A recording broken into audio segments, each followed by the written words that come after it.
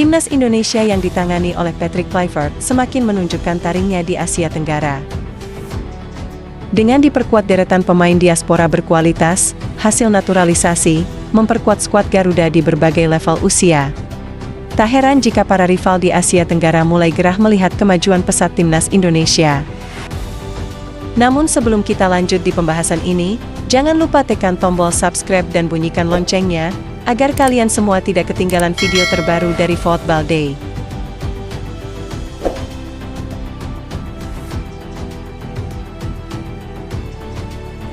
Salah satu bentuk pengakuan datang dari Malaysia yang siap menantang Indonesia di turnamen mini FIFA Matchday pada September mendatang. Tak hanya Malaysia, Lebanon juga akan diundang dalam ajang yang masuk kalender resmi FIFA.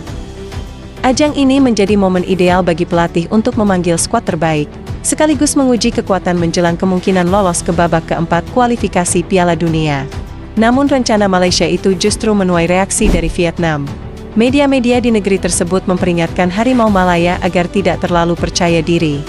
Vietnam mengingatkan agar Malaysia membuktikan diri terlebih dahulu di kualifikasi Piala Asia 2027 melawan Vietnam, baru pantas menantang Indonesia. Peningkatan kualitas Timnas Indonesia memang mencolok.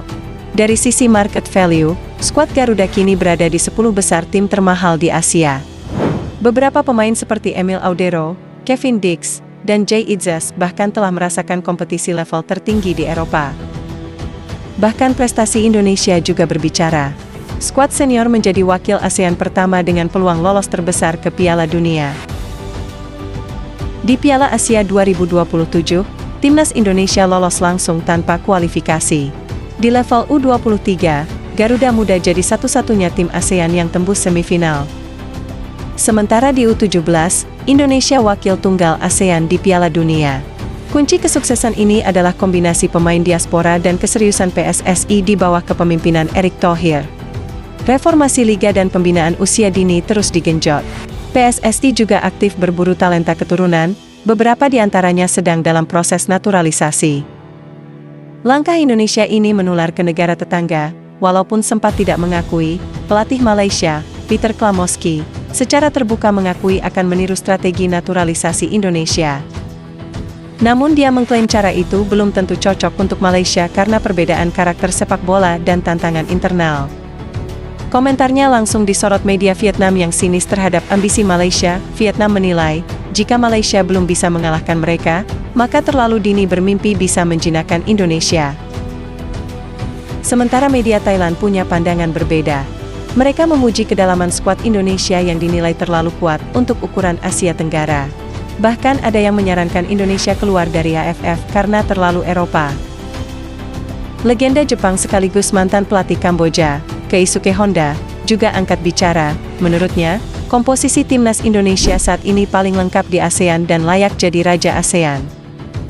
Pelatih Brunei, Mario Rivera, juga mengakui adanya kesenjangan besar antara Indonesia dan negara ASEAN lain.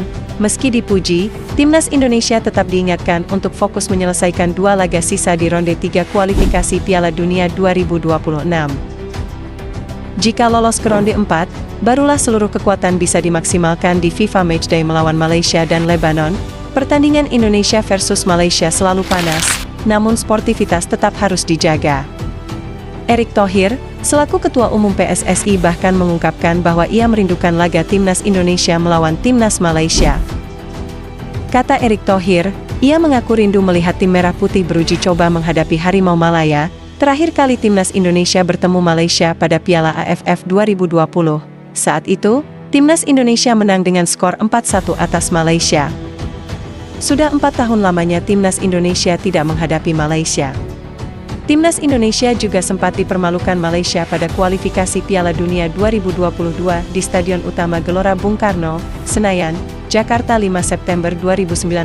Saat itu, Timnas Indonesia dilatih oleh Simon McManamy dan kalah 2-3 dari Malaysia. Namun sekarang Timnas Indonesia sudah berbeda, kekuatan Timnas Indonesia saat ini bahkan terkuat di Asia Tenggara.